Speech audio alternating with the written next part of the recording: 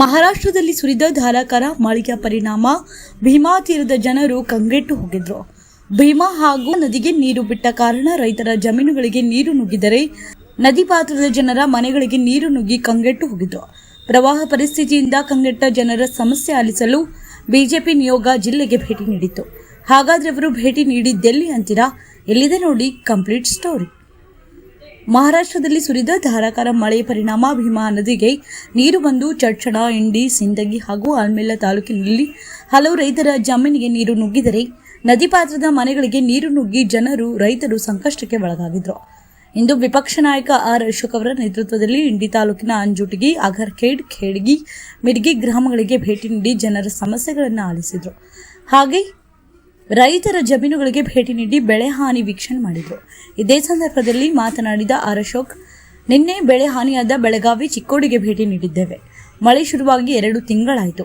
10 ರಿಂದ 12 ಲಕ್ಷ ಹೆಕ್ಟೇರ್ನಷ್ಟು ಬೆಳೆ ಹಾನಿಯಾಗಿದೆ. ವಿಜಯಪುರ ಜಿಲ್ಲೆಯಲ್ಲಿ 52,000 ಹೆಕ್ಟೇರ್ ಬೆಳೆ ಹಾನಿಯಾಗಿದೆ. ರಾಜ್ಯ ಸರ್ಕಾರ ಈವರೆಗೂ ಬೆಳೆ ಹಾನಿ ಪರಿಹಾರ ಕೊಟ್ಟಿಲ್ಲ. ಬಡವರು ತೆರೆದಂತ ಗಂಜಿ ಕೇಂದ್ರಗಳು ಮುಚ್ಚಿಕೊಂಡು ಹೋಗಿವೆ. ಎಂಬಿ ಪಾಟೀಲ್ ಹೇಳ್ತಾರೆ, ಬಿಜೆಪಿಯರು ಈಗ ಯಾಕೆ ಬರ್ತಿದ್ದಾರೆ ಅಂತ. ನೀವು ಸರಿಯಾಗಿ ಪರಿಹಾರ ಕೊಟ್ಟಿದ್ದರೆ ನಾವ್ಯಾಕೆ ಬರ್ತಾ ಇದ್ವಿ ಎಂದು ಆಕ್ರೋಶ ಹೊರಹಾಕಿದ್ರು. ಬಳಿಕ ಆಲ್ಮೇಲ ತಾಲೂಕಿನ ದೇವಣಗಾಮ ಸೇರಿದಂತೆ ಕುಮಸಗಿ ಹಾಗೂ ಹಲವು ಭಾಗಕ್ಕೆ ಭೇಟಿ ನೀಡಿ ಬೆಳೆ ಹಾನಿ ವೀಕ್ಷಣೆ ನಡೆಸಿದರು. ಈ ಸಂದರ್ಭದಲ್ಲಿ ವಿಧಾನ ಪರಿಷತ್ ಸದಸ್ಯ ಸಿಟಿ ರವಿ ಮಾತನಾಡಿದರು. ಅತಿವೃಷ್ಟಿಯಲ್ಲಿ ಆಗಿರುವ ಸಮಸ್ಯೆಗಳನ್ನು ಅರಿತುಕೊಳ್ಳುವ ಪ್ರಯತ್ನ ಮಾಡಿದ್ದೇವೆ. ಇಂದು ವಿಜಯಪುರ ಜಿಲ್ಲೆಯಲ್ಲಿ ವೀಕ್ಷಣೆ ಮಾಡಿದ ಸಂದರ್ಭದಲ್ಲಿ ಕಬ್ಬು, ಹತ್ತಿ ಕೂಡ ನಾಶವಾಗಿದೆ. ತೊಗರಿ ಸಂಪೂರ್ಣ ನಾಶವಾಗಿದೆ. ಮುಖ್ಯಮಂತ್ರಿಗಳಿಗೆ ವಿನಂತಿ ಮಾಡುವೆ, ಪ್ರವಾಹ ಪೀಡಿತ ಪ್ರದೇಶಗಳಲ್ಲಿ ಜನರ ಬದುಕು ಕಷ್ಟವಾಗಿದೆ. ಮುಖ್ಯಮಂತ್ರಿಗಳೇ, ನೀವು ಆಕಾಶದಿಂದ ಬಂದವರಲ್ಲ, ಜನರ ನಡುವಿನಿಂದಲೇ ಬಂದವರು. ನೀವು ಆಕಾಶದಲ್ಲಿ ಹಾರಾಡಿದರೆ ಈ ಸಮೀಕ್ಷೆ ಪರಿಪೂರ್ಣ ಆಗಲ್ಲ. ನೀವು ಹಾರಾಡ್ತಾ ಇದ್ದೀರಿ ಅಂತ ನಿಮ್ಮ ಮಂತ್ರಿಗಳು ತೂರಾಡ್ತಾ ಇದ್ದಾರೆ. ಈ ಹಾರಾಟ ತೂರಾಟ ಬಿಡಿ, ರೈತರ ಜಮೀನು ನೋಡಿ, ಅವರೊಟ್ಟಿಗೆ ಮಾತನಾಡಿ, ರೈತರ ಪರಿಸ್ಥಿತಿ ಅರ್ಥ ಮಾಡಿಕೊಳ್ಳಿ. ಈಗಾಗಲೇ ರೈತರ ಆತ್ಮಹತ್ಯೆಯಲ್ಲಿ ಕರ್ನಾಟಕ ದೇಶದಲ್ಲೇ 2ನೇ ಸ್ಥಾನದಲ್ಲಿದೆ. 1ನೇ ಸ್ಥಾನದಲ್ಲಿ ಮಹಾರಾಷ್ಟ್ರ ಇದ್ದರೆ 2ನೇ ಸ್ಥಾನದಲ್ಲಿ ಕರ್ನಾಟಕ ಇದೆ. ರೈತರಿಗೆ ವಿಶ್ವಾಸ ತುಂಬದೇ ಇದ್ದರೆ ನಾವು ಮೊದಲ ಸ್ಥಾನದಲ್ಲಿ ಬರುತ್ತೇವೆ ಎಂಬ ಭಯ ಕಾಡುತ್ತಿದೆ. ಭ್ರಷ್ಟಾಚಾರದಲ್ಲಿ ಮೊದಲ ಸ್ಥಾನದಲ್ಲಿ ಬರುವುದು ಬೇಡ, ಅಭಿವೃದ್ಧಿಯಲ್ಲಿ ಬರೋಣ. ತಕ್ಷಣ ಬೆಳೆ ಪರಿಹಾರ ಜಮೆ ಮಾಡಿ ರೈತರ ಖಾತೆಗಳಿಗೆ ಹಣ ಜಮಾ ಮಾಡಿ. ಜನರಲ್ಲಿ ವಿಶ್ವಾಸ ತುಂಬುವುದಕ್ಕೆ ಮೊದಲು ರೈತರ ಜಮೀನಿಗೆ ಬರಬೇಕು ಎಂದರು.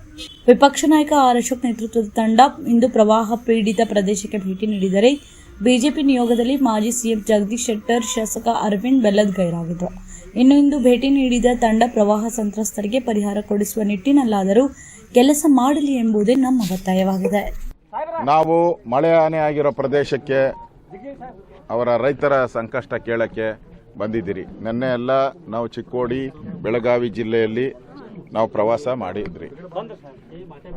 ಇದುವರೆಗೂ ಕಾಂಗ್ರೆಸ್ ಅವರು ಕಳೆದ 2 ತಿಂಗಳಾಯಿತು ಮಳೆ ಶುರುವಾಗಿ. ಮಲೆನಾಡು ಭಾಗದಲ್ಲಿ ಭೂಕುಸಿತ ಆಗಿ ಅಲ್ಲಿ ಅನಾಹುತ ಆಗಿದೆ. ಈ ಭಾಗದಲ್ಲಿ ಉತ್ತರ ಕರ್ನಾಟಕ ಭಾಗದಲ್ಲಿ ಪ್ರವಾಹದ ರೀತಿ ಈ ಮಹಾರಾಷ್ಟ್ರದ ನೀರು ಬಂದೂ ಕೂಡ ಎಫೆಕ್ಟ್ ಆಗಿದೆ. ಇಲ್ಲಿ ಮಳೆ ಹಾನಿಯಿಂದ ಸುಮಾರು 10 ರಿಂದ 12 ಲಕ್ಷ ಹೆಕ್ಟೇರ್ ಅಷ್ಟು ಜಮೀನಿಗೆ ಅನಾಹುತ ಆಗಿದೆ. ಬಿಜಾಪುರ ಜಿಲ್ಲೆಯಲ್ಲೇ ನನ್ನ ಜಿಲ್ಲಾಧಿಕಾರಿಗಳು ವರದಿ ಕೊಟ್ಟರು, 52,000 ಹೆಕ್ಟೇರ್ ಜಮೀನಿಗೆ ಬೆಳೆ ಹಾನಿಯಾಗಿದೆ. 52,000. ರಾಜ್ಯ ಸರ್ಕಾರ ಇದುವರೆಗೂ ಏನು ಕೂಡ ಪರಿಹಾರ ಕೊಟ್ಟಿಲ್ಲ. ಯಾವುದು ಗಂಜಿ ಕೇಂದ್ರಗಳನ್ನು ಮಾಡಿತ್ತು, ಆ ಗಂಜಿ ಕೇಂದ್ರಗಳೆಲ್ಲ ಮುಚ್ಕೊಂಡು ಹೋಗ್ತಾ ಇದ್ದಾರೆ. ಅನ್ನ ಇಲ್ದಿರ, ಅಲ್ಲಿ ಫೆಸಿಲಿಟಿ ಇಲ್ದಿರ, ಜನ ಬರದೇ ಇರೋದ್ರಿಂದ ಮುಚ್ಕೊಂಡು ಹೋಗ್ತಾ ಇದ್ದಾರೆ. ಆ ಪರಿಸ್ಥಿತಿ ಇವತ್ತು ರಾಜ್ಯದಲ್ಲಿದೆ. ಇವತ್ತು ರಾಜ್ಯ ಸರ್ಕಾರ ಸರಿಯಾಗಿ ಕ್ರಮ ತೆಗೆದುಕೊಂಡಿದ್ರೆ, ಎಂಬಿ ಪಾಟೀಲ್ ಅವರು ಹೇಳಿದ್ರಂತೆ, ನೀವ್ಯಾಕೆ ಬಿಜೆಪಿ ಯಾಕೆ ಬರ್ತಾರೆ ಅಂತ. ನೀವು ಸರಿಯಾಗಿ ಪರಿಹಾರ ಕೊಟ್ಟಿದ್ರೆ ನಾವು ಬರೋ ಅವಶ್ಯಕತೆನೇ ಇರಲಿಲ್ಲ. ಇವತ್ತು ನಾವು ಎಲ್ಲ ಪರಿಹಾರ ಕೊಟ್ಟಿದ್ದೀನಿ. ನೀವು ಪರಿಹಾರ ಕೊಟ್ಟಿದ್ರೆ ಯಾಕೆ 2 ರೈತರು ಆತ್ಮಹತ್ಯೆ ಮಾಡ್ಕೊಂಡಿದ್ದಾರೆ? ನೆನ್ನೆ ಆತ್ಮಹತ್ಯೆ ಮಾಡ್ಕೊಂಡಿದ್ದಾರೆ ರೈತರು, 2 ರೈತರು. ಯಾಕೆ ಮಾಡ್ಕೊಂಡ್ರು? ನೀವು ಮಾಡಿದ ಮೋಸಕ್ಕೆ, ನೀವು ಮಾಡಿದ ಅನ್ಯಾಯಕ್ಕೆ, ರೈತರ ಅನ್ಯಾಯಕ್ಕೆ ಇವತ್ತು ರೈತರು ಆತ್ಮಹತ್ಯೆಗಳು ಮಾಡ್ಕೊಂತ ಇದ್ದಾರೆ. ಇದನ್ನ ನಾವು ಕಾಂಗ್ರೆಸ್ ಅವರು ಕೇಳಿದ್ರೆ, ನೀವು ಪ್ರವಾಹ ಬಂದ ಮೇಲೆ ಬಂದಿದ್ದೀರಾ ಅಂತ. ಏನು ಪ್ರವಾಹ ನಿಂತೋಗ್ಬಿಟ್ಟಿದೆಯಾ? ಈಗ ಮಹಾರಾಷ್ಟ್ರದಿಂದ ನೀರು ಬಂದಿರೋದು ಹಂಗೆ, ಕಬ್ಬು ಇದರಲ್ಲೆಲ್ಲ ಹಂಗೆ ನಿಂತಿದೆ, ತೊಗರಿಯಲ್ಲಿ ಹಂಗೆ ನಿಂತಿದೆ, ಹತ್ತಿಯಲ್ಲಿ ಹಂಗೆ ನಿಂತಿದೆ. ನೀವ್ಯಾಕೆ ಬಂದಿಲ್ಲ? ಎಷ್ಟು ಜನ ಮಂತ್ರಿಗಳಿದ್ದೀರಾ? 33 ಜನ ಮಂತ್ರಿಗಳು. ಎಷ್ಟು ಜನ ಯಾವ ಜಿಲ್ಲೆಗೆ ಬಂದಿದ್ದೀರಾ? ಎಲ್ಲಿ ಕೂತಿದ್ದೀರಾ? ನಾವು 2 ದಿನದಿಂದ ಪ್ರವಾಸ ಮಾಡ್ತಾ ಇದ್ದೀರಿ. ನೀವು ಫ್ಲೈಟಲ್ಲಿ ಬರ್ತೀರಾ, ಆಕಾಶದಲ್ಲೇ ಹೋಗಿ ಚಂದ್ರಲೋಕನ ನೋಡಕ್ಕೆ ಹೋಗಿದ್ದೀರಾ ನೀವು? ಭೂಮಿ ನೋಡಿ ಸ್ವಾಮಿ, ನೀವು ಚಂದ್ರಲೋಕನ ನೋಡಕ್ಕಲ್ಲ ನಾವು ಕಳಿಸಿದ್ದು, ಭೂಮಿ ನೋಡಕ್ಕೆ ಕಳಿಸಿದ್ದು. ಇಲ್ಲಿಂದ ರೈತರು ಒಂದು ಆಕ್ರೋಶ ವ್ಯಕ್ತಪಡಿಸ್ತಾರೆ ಸರ್. ಜನ ಇಲ್ಲಿ ಬರಬೇಕಾಗಿತ್ತು, ಅಧಿಕಾರಿಗಳು ಸಚಿವರು ಮೇಲಿನ ತಿರುಗಾಡಿದ್ರೆ ನಮ್ಗೆ ಅನುಕೂಲ ಆಗಿಲ್ಲ. ಇಲ್ಲಿ ಬಂದರೆ ಜನ ಗೆರವಾಗ್ತಾರಲ್ಲ, ಇಲ್ಲಿ ರಸ್ತೆಗಳು ಸರಿ ಇಲ್ಲ, ಪರಿಹಾರ ಕೊಟ್ಟಿಲ್ಲ. ಸಿದ್ದರಾಮಯ್ಯನವ್ರು ಬಂದರೆ ಎಲ್ಲ ಹಳ್ಳಕ್ಕೆ ಇಳಿಬೇಕಲ್ಲ, ನೀರಲ್ಲಿ ಇಳಿಬೇಕು, ಅವ್ರ ಕೈಲಿ ಇಳಿಯೋಕ್ಕಾಗಲ್ಲ. ಅದಕ್ಕೋಸ್ಕರ ಅವರು ಆಕಾಶದಲ್ಲೇ ತೋರಿಸ್ಬಿಟ್ಟು ಪರಿಹಾರನೂ ಅಷ್ಟೇ ನೋಡಿ. ನಾನು ರೈತರಿಗೆ ಹೇಳ್ತಾ ಇದ್ದೀನಿ, ಸಿದ್ದರಾಮಯ್ಯನವರು ಆಕಾಶದಲ್ಲಿ ಬಂದು ಆಕಾಶದಲ್ಲಿ ಹೋಗಿದ್ದಾರೆ, ಪರಿಹಾರನೂ ಕೂಡ ಆಕಾಶದಲ್ಲೇ ಕೊಡ್ತಾರೆ. ಅಲ್ಲೇ ಆಕಾಶದಲ್ಲಿ ಒಂದು ಡ್ಯಾಸ್ ಹಾಕ್ಬಿಟ್ಟು ನಿಮ್ಮನ್ನೆಲ್ಲ ಕರೆದು ಆಕಾಶದಲ್ಲಿ ಪರಿಹಾರ ಅಲ್ಲೇ ಕೊಡ್ತಾರೆ, ಅಲ್ಲೇ ಇಸ್ಕೊಬೇಕಾಗ್ತದೆ. ಈ ಸರ್ಕಾರ ಎಂಥ ಸರ್ಕಾರ ಅಂದರೆ ಆಕಾಶ ಅಂತ ತೋರಿಸೋ ಸರ್ಕಾರ ಇದು ಭೂಮಿ ತೋರಿಸೋ ಅಲ್ಲ ಸರ್ಕಾರ. ಭೂಮಿ ತಾಯಿನ ನಂಬ್ಕೊಂಡಿರುವಂಥ ರೈತರ ಬಾಳಿಗೆ ಬೆಂಕಿ ಹಚ್ಚುವಂಥ ಸರ್ಕಾರ, ಕೊಳ್ಳಿ ಹಚ್ಚುವಂಥ ಸರ್ಕಾರ ಇದು. ಸರ್ ಆಮೇಲೆ ಪರಿಹಾರದ ಸಹಿತ ಕಡಿಮೆ ಕೊಟ್ಟಿದ್ದಾರೆ ಅಂತ ಆಕ್ರೋಶ ಸರ್ ರೈತರು. ಈಗ MP ಪಾಟೀಲ್ ಹೇಳಿದಾರಲ್ಲ, NDRFಗಿಂತ ಜಾಸ್ತಿ ಕೊಟ್ಟಿದ್ರಿ ಅಂತ. ನಾನು ಸವಾಲಾಗ್ತಾ ಇದ್ದೀನಿ, ಈ ಸರ್ಕಾರಕ್ಕೆ ಸವಾಲಾಗ್ತಾ ಇದ್ದೀನಿ. ನಿಮಗೆ ತಾಕತ್ತಿದ್ರೆ, ದಮ್ಮಿದ್ರೆ, ಹಿಂದೆ BJP ಸರ್ಕಾರ ಇತ್ತು, ಬಸವರಾಜ ಬೊಮ್ಮಾಯಿಯವರು, ಯಡಿಯೂರಪ್ಪನವರು ಎಷ್ಟು ಹಣ ಕೊಟ್ಟರು? ಬೆಳೆ ಪರಿಹಾರ ಯಾವುದಕ್ಕೆ? ಒಣ ಭೂಮಿಗೆ ಎಷ್ಟು ಕೊಟ್ಟರು? ನೀರಾವರಿ ಭೂಮಿಗೆ ಎಷ್ಟು ಕೊಟ್ಟರು? ತೋಟಗಾರಿಕೆಗೆ ಎಷ್ಟು ಕೊಟ್ಟರು? ಬಿಡುಗಡೆ ಮಾಡಿ. ಅವತ್ತು ನಮ್ಮ ಬಡ್ಜೆಟ್ ಇದ್ದದ್ದು 2 ಲಕ್ಷ 2.5 ಲಕ್ಷ ನಮ್ಮ ಬಡ್ಜೆಟ್ಟು, 3 ಲಕ್ಷ. ಇವತ್ತು 4 ಲಕ್ಷ ಬಡ್ಜೆಟ್ ಇದೆ. ನೀವೆಷ್ಟು ಕೊಟ್ಟಿದ್ರೆ ಹೇಳಿ ನೋಡಿ. ಅವತ್ತು ತೊಗರಿಗೆ BJP ಅವ್ರು ಇಷ್ಟು ಕೊಟ್ಟರು, ಇವತ್ತು ನಾವು ಅವ್ರಿಗಿಂತ ಜಾಸ್ತಿ ಕೊಡ್ತಾ ಇದ್ದೀರಿ. ಧೈರ್ಯ ಇದ್ರೆ ಹೇಳಿ, ನಿಮಗೆ ಸವಾಲು ನಂದು. ಧೈರ್ಯ ಇದ್ರೆ ಹೇಳಿ. ನೀವು ಮನೆಗೆ BJP ಅವರಿದ್ದಾಗ ಎಷ್ಟು ಕೊಟ್ಟರು, ನೀವೆಷ್ಟು ಕೊಡ್ತಾ ಇದ್ದೀರಾ? ದಮ್ಮಿದೆಯಾ ನಿಮ್ಗೆ ಹೇಳಕ್ಕೆ? ತಾಕತ್ತಿದೆಯಾ? ಹೇಳಿ, ಬಿಡುಗಡೆ ಮಾಡಿ. ನಾವಿದ್ದಾಗ 5 ಲಕ್ಷ ಕೊಟ್ರಿ, ಮನೆ ಪೂರ್ತಿ ಮನೆ ಬಿದ್ದರೆ. ನೀವೆಷ್ಟು ಕೊಡ್ತಾ ಇದ್ದೀರಾ? 1,20,000 ಕೊಡ್ತಾ ಇದ್ದೀರಾ. ನ್ಯಾಯನಾ? ಇದನ್ನು ಕೇಳಕ್ಕೆ ನಾವು ಬಂದಿದ್ದೀರಿ. ಅರ್ಧ ಮನೆ ಬಿದ್ದರೆ ನಿಮಗೆ 3 ಲಕ್ಷ ಕೊಡ್ತಾ ಇದ್ದೀರಿ, ನೀವೆಷ್ಟು ಕೊಡ್ತಾ ಇದ್ದೀರಾ? 50,000 ಕೊಡ್ತಾ ಇದ್ದೀರಾ. ಇದು ನ್ಯಾಯವೇ? ಇದನ್ನ ನ್ಯಾಯವೇ? ಮಳೆ ನೀರು ಮನೆಗೆ ನುಗ್ಗಿದ್ರೆ ನಾವು 10,000 ರೂಪಾಯಿ ಕೊಡ್ತಾ ಇದ್ರಿ, 24 ಗಂಟೆಲಿ ಕೊಡ್ತಾ ಇದ್ದೀರಿ. ನೀವೆಷ್ಟು ಕೊಡ್ತಾ ಇದ್ದೀರಾ? 5,500 ಕೊಡ್ತಾ ಇದ್ದೀರಾ. ಇದು ನ್ಯಾಯವೇ? ಇದನ್ನ ನಾವು ಕೇಳಕ್ಕೆ ವಿರೋಧ ಪಕ್ಷ, ನಮ್ಮನ್ನ ಜನ ವಿರೋಧ ಪಕ್ಷದ ನಾಯಕನ ಮಾಡಿರೋದು ಕೇಳಕ್ಕೆ. ನಿಮ್ಮ ದೊಣ್ಣೆ ನಾಯಕನ ಕೇಳಿ ನಾನು ಬರಬೇಕಾ ಇಲ್ಲಿ? ಯಾವ ದೊಣ್ಣೆ ನಾಯಕನ ಕೇಳಿ ನಾವು ಇಲ್ಲಿಗೆ ಬರಬೇಕು? ವಿರೋಧ ಪಕ್ಷ ನನಗೆ ರೈಟ್ಸ್ ಇದೆ, ನಮ್ಮ MP ಅವರಿಗೆ ರೈಟ್ಸ್ ಇದೆ, ನಮ್ಮೆಲ್ಲ ಕಾರ್ಯಕರ್ತರ ರೈಟ್ಸ್ ಇದೆ, ರೈತರಿಗೆ ರೈಟ್ಸ್ ಇದೆ, ಕೇಳೋವಂಥ ರೈಟ್ಸ್ ಇದೆ. ಬಂದಿದ್ದೀರಿ ನೀವು. ರೈಟನ್ನೇ ನೀವು ಕ್ವಶನ್ ಮಾಡಿದ್ರೆ ಇದೇನು ಎಮರ್ಜೆನ್ಸಿ ತಂದಿದ್ದೀರಾ? ಇಂದಿರಾ ಗಾಂಧಿ ಕಾಲದಲ್ಲಿ ಎಮರ್ಜೆನ್ಸಿ ಬಂದಿತ್ತಲ್ಲ, ಹಂಗೇನ ತಂದಿದ್ದೀರಾ? ನಿಮ್ಮ ಎಮರ್ಜೆನ್ಸಿಗೆ 3 ಪೈಸದ ಬೆಲೆ ಕೊಡದಿರ ನಾವು ನಿಮ್ಮನ್ನು ಅಟ್ಟಾಡ್ಸ್ಕೊಂಡು ಓಡಿಸಿದ್ದೀರಿ. ಇವಾಗ ಯಾವ ಲೆಕ್ಕ ನಿಮಗೆ? ಫಸ್ಟು ಮರ್ಯಾದೆ ಇದ್ದರೆ ರೈತರ ಮನೆ ಬಾಗಿಲಿಗೆ ಬಂದು ಅವ್ರ ಪರಿಹಾರ ಕೊಡಿ, ಇಲ್ಲ ಕುರ್ಚಿ ಖಾಲಿ ಮಾಡಿ ಮನೆ ಕಡೆ ಹೋಗಿ. ಯಾರನ್ನ ಒಳ್ಳೆಯವ್ರು ಬಂದು ಕೊಡ್ತಾರೆ. ನೋಡ್ರಿ, ದಸರಾ ಯಾರು ಆಚರಣೆ ಮಾಡಿಲ್ಲ? ಅಲ್ಲ ರೀ, ಬಿಜಾಪುರದವ್ರು ಮಾಡಿಲ್ಲ, ಬೆಳಗಾವಿಯವ್ರು ಮಾಡಿಲ್ಲ, ಚಿಕ್ಕೋಡಿಯವ್ರು ಮಾಡಿಲ್ಲ, ಕಲಬುರ್ಗಿ, ಬೀದರ್, ರಾಯಚೂರು, ಯಾದಗಿರಿ ಮಾಡಿಲ್ಲ. ಸಿದ್ದರಾಮಯ್ಯ ಮಾಡಿದ್ರಲ್ಲ, ಪಂಚೆ ಹಾಕ್ಕೊಂಡು ಸಿದ್ದರಾಮಯ್ಯ ಹೋಗಿ ಸಾಬೂರ್ ಕರ್ಕೊಂಡು ಹೋಗಿ ಅಲ್ಲಿ ಮಾಡಿದ್ರಲ್ಲ, ಸಂತೋಷವಾಗಿ ಮಾಡಿದ್ರ ಅಲ್ಲ ರೀ? ಮಾಡಿದ್ರ ಸಂತೋಷವಾಗಿ ಊಟ ಮಾಡಿದ್ರ, ಹಬ್ಬದ ಊಟ ಮಾಡಿದ್ರು. ಇಲ್ಲಿರೋ ನೀರು ಮನೆಗೆ ನೀರು ತುಂಬ್ಕೊಂಡು, ಹೊಲಗಳು ನೀರು ತುಂಬ್ಕೊಂಡು ಅವರು ಹಬ್ಬ ಎಲ್ಲಿ ಮಾಡ್ತಾವ್ರೆ? ಕಂಡೀರಲ್ಲಿ ಹಬ್ಬ ಮಾಡ್ತಾ ಇದ್ದಾರೆ. ಸಿದ್ದರಾಮಯ್ಯ ಅಲ್ಲಿ ಒಳ್ಳೆ ಮೃಷ್ಟಾನ್ನ ಭೋಜನ ಮಾಡ್ತಾ ಇದ್ದಾರೆ, ಇಲ್ಲಿ ರೈತರು ಕಣ್ಣೀರಲ್ಲಿ ಕೈ ತೊಳಿತಾ ಇದ್ದಾರೆ. ನಮ್ಗೆ ಊಟ ಯಾಕಬೇಕು? ನಮ್ಮ ಬೆಳೆ ಲಕ್ಷ್ಮಿ ಅಂತ ಬೆಳೆಯವನೇ ಹೋಗಿರ್ಬೇಕಾದ್ರೆ ನಮ್ಗೆ ಊಟ ಯಾಕಬೇಕು ಅಂತ ಅವರಿದ್ದಾರೆ. ಅಲ್ಲಿ ಸಿದ್ದರಾಮಯ್ಯನವರು ಆರಾಮಸಾಗಿ ಮೈಸೂರಲ್ಲಿ ಅಲ್ಲಿ ಮಜಾ ಮಾಡ್ಕೊಂಡು ಆರಾಮಾಗಿ ಬಾದೆ. ಇದು ಈ ಸರ್ಕಾರದ ಕನ್ನಡಿ. ಇವರು ಮಕ ನೋಡಿದ್ರೆ ಈ ಕನ್ನಡಿ ಕಾಣಿಸ್ತಾ ಇದೆ. ಪ್ರವಾಹ ಸಂತ್ರಸ್ತರ ಮನೆಗಳು ಬಿದ್ದಿವೆ ಸರ್, CM ಅವರು ಗೃಹ ಪ್ರವೇಶ ನೋಡಿ, ಅವರ ವೈಯಕ್ತಿಕ ವಿಚಾರಕ್ಕೆ ನಾನು ಕಾಮೆಂಟ್ ಮಾಡಲ್ಲ. ಮನೆ ಬಿದ್ದಿರೋದಕ್ಕೆ ನಾವು 5 ಲಕ್ಷ ಕೊಟ್ಟಿದ್ರಿ, ನಿಮಗೆ ತಾಕತ್ತಿದ್ರೆ ನೀವು ಅದಕ್ಕೆ 6 ಲಕ್ಷ ಕೊಡಿ. BJP ಅವರು 5 ಲಕ್ಷ ಕೊಟ್ಬಿಟ್ಟು ಪಾಪ ಮಾಡಿದ್ದಾರೆ. ನಾನು ನೋಡಿ 6 ಲಕ್ಷ ಕೊಡ್ತೀನಿ, ಆವಾಗ ನಿನ್ನ ಕರೆಕ್ಟ್ CM ಅಂತ ಹೇಳೋದು. ಅದು ಬಿಟ್ಬಿಟ್ಟು BJP ಅವರು 5 ಲಕ್ಷ ಕೊಟ್ಟಿದ್ದಾರೆ, ನಾನು 1 ಲಕ್ಷ ಕೊಡ್ತೀನಿ ಅಂದರೆ ನೀನು ಯಾವ ಸೀಮೆ ಮುಖ್ಯಮಂತ್ರಿ ಅಂತ ಜನ ಕೇಳ್ತಾರೆ ನಿಮ್ಮನ್ನು. ಯಾವ ಸೀಮೆ ಮುಖ್ಯಮಂತ್ರಿ? ಅದಕ್ಕೆ ಜನ ಇವತ್ತು ಇಡೀ ಶಾಪ ಆಗ್ತಾ ಇದ್ದಾರೆ. ಕಾಂಗ್ರೆಸ್ ಬಂದು ನರಕವನ್ನು ತೋರಿಸ್ತಾ ಇದ್ದಾರೆ ಜನಕ್ಕೆ. ನರಕ. ನಾವು ಇವರಿಗೆ ಕಾಂಗ್ರೆಸ್ ಅವ್ರಿಗೆ ನರಕ ತೋರಿಸ್ತೀರಿ ಅಂತ ಜನ ಈಗಾಗಲೇ ತೀರ್ಮಾನ ಮಾಡಿಬಿಟ್ಟಿದ್ದಾರೆ.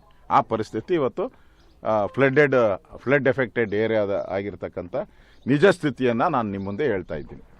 ಓಕೆ, ಜಿಲ್ಲೆಯಲ್ಲಿ ಅತಿವೃಷ್ಟಿಯಲ್ಲಿ ಆಗಿರ್ತಕ್ಕಂಥ ಸಮಸ್ಯೆಗಳನ್ನು ಅರಿತುಕೊಳ್ಳುವಂಥ ಪ್ರಯತ್ನ ಮಾಡಿದ್ವಿ. ಇವತ್ತು ವಿಜಯಪುರ ಜಿಲ್ಲೆಗೆ ಬಂದಿದ್ದೇವೆ.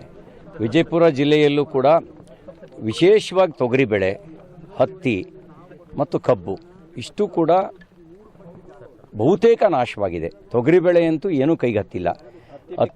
ಹತ್ತಿನೂ ಅದೇ ಪರಿಸ್ಥಿತಿ ಇದೆ. ಸಬ್ಮರ್ಜ್ ಆಗಿರೋ ಏರಿಯಾಗಳಲ್ಲಿ ಬದುಕೇ ಕಷ್ಟ ಅನ್ನೋ ಸ್ಥಿತಿ ಇದೆ. ನಾನು ಮುಖ್ಯಮಂತ್ರಿಗಳಿಗೆ ವಿನಂತಿ ಮಾಡ್ತೇನೆ, ಮುಖ್ಯಮಂತ್ರಿಗಳೇ, ನೀವು ಏನು ಆಕಾಶದಿಂದಲೇ ಬಂದವರಲ್ಲ, ಜನರ ನಡುವೆಯಿಂದಲೇ ಬಂದವರು.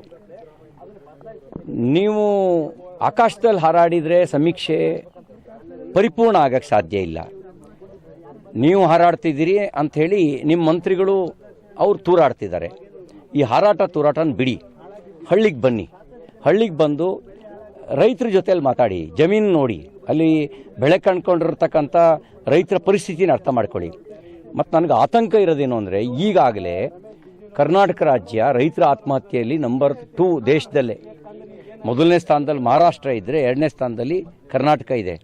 ಅವ್ರಿಗೆ ವಿಶ್ವಾಸ ತುಂಬದೇ ಇದ್ದರೆ, ಅವ್ರಿಗೆ ಪರಿಹಾರ ಕೊಡದೇ ಇದ್ದರೆ ನಾವೆಲ್ಲಿ ಮೊದಲನೇ ಸ್ಥಾನಕ್ಕೆ ಬಂದುಬಿಡ್ತೀವಿ ಅನ್ನೋ ಭಯ ಕಾಡ್ತಾ ಇದೆ. ಮೊದಲನೇ ಸ್ಥಾನಕ್ಕೆ ಅಭಿವೃದ್ಧಿಲಿ ಬರೋಣ, ಭ್ರಷ್ಟಾಚಾರದಲ್ಲಿ ಮೊದಲನೇ ಸ್ಥಾನಕ್ಕೆ ಬರೋದು ಬೇಡ, ರೈತರ ಆತ್ಮಹತ್ಯೆಯಲ್ಲಿ ಮೊದಲನೇ ಸ್ಥಾನಕ್ಕೆ ಬರೋದು ಬೇಡ. ನಾವು ಮೊದಲನೇ ಸ್ಥಾನಕ್ಕೆ ಬರಬೇಕು. ಕರ್ನಾಟಕ ಅದು ಅಭಿವೃದ್ಧಿಯಲ್ಲಿ ಮೊದಲನೇ ಸ್ಥಾನಕ್ಕೆ ಬರಬೇಕು, ಪ್ರಾಮಾಣಿಕತೆಯಲ್ಲಿ ಮೊದಲನೇ ಸ್ಥಾನಕ್ಕೆ ಬರಬೇಕು. ಭ್ರಷ್ಟಾಚಾರದಲ್ಲಿ ರೈತರ ಆತ್ಮಹತ್ಯೆಯಲ್ಲಿ ಬರೋದು ಬೇಡ. ಅದಕ್ಕೆ ನಾನು ಆಗ್ರಹ ಮಾಡ್ತೇನೆ, ತಕ್ಷಣ ಬೆಳೆ ಪರಿಹಾರವನ್ನು ಘೋಷಣೆ ಮಾಡಿ ಮತ್ತು ಅವರಿಗೆ, ರೈತರಿಗೆ ಅವ್ರ ಖಾತೆಗೆ ಜಮಾ ಮಾಡಿ. ಮನೆ ಕಳ್ಕೊಂಡವರಿಗೆ ಹಿಂದೆ BJP ಸರ್ಕಾರ ಇದ್ದಾಗ ಏನು 5 ಲಕ್ಷ ರೂಪಾಯಿ ಕೊಡ್ತಾ ಇದ್ವಿ, ಅದೇ ರೀತಿ 5 ಲಕ್ಷ ರೂಪಾಯಿ ಮನೆ ಕಳ್ಕೊಂಡವರಿಗೆ ಪರಿಹಾರ ಕೊಡಿ. ಆ ಪರಿಹಾರ ಕೊಟ್ಟು ಅವರಿಗೆ ಒಂದು ವಿಶ್ವಾಸ ತುಂಬಿ, ನಾವು ನಿಮ್ಮ ಜೊತೆಗಿದ್ದೀವಿ ಅಂತಕ್ಕಂಥ ವಿಶ್ವಾಸ ತುಂಬಿ. ಮೇಲೆ ಹಾರಾಡ್ಕೊಂಡು ಹೋಗೋದ್ರಿಂದ ಅದೊಂದು ನ್ಯೂಸ್ ಆಗ್ಬೋದು. ಇದರಿಂದ ವಿಶ್ವಾಸ ತುಂಬಕ್ಕಾಗಲ್ಲ. ವಿಶ್ವಾಸ ತುಂಬಬೇಕು ಅಂದರೆ ಭೂಮಿಗೆ ಬನ್ನಿ. ಸರ್, ಎಂ ಬಿ ಪಾಟೀಲ್ ಹೇಳುವಂಥದ್ದು ಟ್ರೈನ್ ಹೋದ್ಮೇಲೆ ಟಿಕೆಟ್ ತೊಗೊಂಡ್ರು ಅನ್ನೋ ರೀತಿ. ನಾನು ಕೇಳ್ತೀನಿ, ಎಂ ಬಿ ಪಾಟೀಲ್ರೇ, ನೀವೇನು ಮಾಡ್ತಿದ್ರಿ? ನಾವು ನಿಮ್ಮನ್ನ ಮಲಗಿದಿರಲ್ಲ ಅಂತ ಕುಂಭಕರ್ಣ ನಿದ್ದೆಯಿಂದ ಎಚ್ಚರಿಸೋದಕ್ಕೆ ಬಂದಿದ್ದೇವೆ. ನೀವೇನು ಮಾಡ್ತಾ ಇದ್ರಿ? ನೀವು ಜಿಲ್ಲಾ ಉಸ್ತುವಾರಿ ಸಚಿವರುಗಳು, ನೀವೇನು ಮಾಡ್ತಾ ಇದ್ರಿ? ನೀವು ಮಾಡಬೇಕಾದ ಕೆಲಸ ಅಲ್ವಾ ಇದು? ನಮ್ಮ ಹತ್ರ ಹೇಳಿಸ್ಕೊಂಡು ಮಾಡಬೇಕಾ? ನಮ್ಮಿಂದ ಹೇಳಿಸ್ಕೊಂಡು ಮಾಡಬೇಕಾ? ರೈತರಿಂದ ಹೇಳಿಸ್ಕೊಂಡು ಮಾಡಬೇಕಾ? ಈಗ ಕೇಂದ್ರದಲ್ಲಿ ನಿಮ್ಮದೇ ಸರ್ಕಾರ ಇರೋದು, ಹೆಚ್ಚಿನ ಅನುದಾನ ಅಲ್ಲಿಂದ ಕೊಡುತ್ತಾರೆ. ಕೇಂದ್ರ NDRF STRF ಅದರ ನಿಯಮಗಳ ಪ್ರಕಾರ ಅನುದಾನ ಕೊಡ್ತಾ ಇದೆ, ಕೊಡುತ್ತೆ. ರಾಜ್ಯ ಸರ್ಕಾರ ಆ ಕೇಂದ್ರದ ಪಾಲಿನ ಜೊತೆಗೆ ತನ್ನ ಪಾಲನ್ನು ಕೊಡಬೇಕು. ನಾವು ಹಿಂದೆ 13,000 ಕೇಂದ್ರ ಸರ್ಕಾರದ ಪಾಲು ಕೊಟ್ಟರೆ, ನಾವು 13,000 ಕೊಟ್ಟು 26,000 ಕೊಟ್ಟಿದ್ವಿ. ಕೇಂದ್ರ ಸರ್ಕಾರ ತರಿ ಜಮೀನಿಗೆ 8,500 ಕೊಟ್ಟರೆ, ನಾವು 8,500 ಸೇರಿಸ್ಕೊಟ್ಟಿದ್ವಿ. ಕೇಂದ್ರ ಸರ್ಕಾರ 1 ಲಕ್ಷ ರೂಪಾಯಿ ಪೂರ್ತಿ ನಾಶವಾದ ಮನೆಗೆ ಕೊಟ್ಟರೆ, ನಾವು 4 ಲಕ್ಷ ಸೇರಿಸಿ 5 ಲಕ್ಷ ಕೊಟ್ಟಿದ್ವಿ. ನೀವು ಬೇರೆ ಬೇರೆದಕ್ಕೆ BJP ಸರ್ಕಾರದ ಉದಾಹರಣೆ ತಗೋತಿರಲ್ಲ, ತಗೊಳ್ಳಿ. ಅತಿವೃಷ್ಟಿಯಲ್ಲೂ BJP ಸರ್ಕಾರದ ಉದಾಹರಣೆನ ನಾವು ಕೊಟ್ಟಿರಲಿಲ್ವ? 5 ಲಕ್ಷನ ಒಂದು ಮನೆ ನಷ್ಟ ಆದವರಿಗೆ. ನಾವು ಕಡಿಮೆ ಹಾನಿಯಾಗಿದ್ದಕ್ಕೆ 1 ಲಕ್ಷ ಕೊಟ್ಟಿದ್ವಿ, ಮಧ್ಯಂತರ ಹಾನಿ ಆಗಿದ್ದಕ್ಕೆ 3 ಲಕ್ಷ ಕೊಟ್ಟಿದ್ವಿ, ಪೂರ್ಣ ಹಾನಿಯಾಗಿದ್ದಕ್ಕೆ 5 ಲಕ್ಷ ಕೊಟ್ಟಿದ್ವಿ. ನೀವೆಷ್ಟು ಕೊಡ್ತಾ ಇದ್ದೀರಿ? ಕೊಡಿ ನೀವೇ.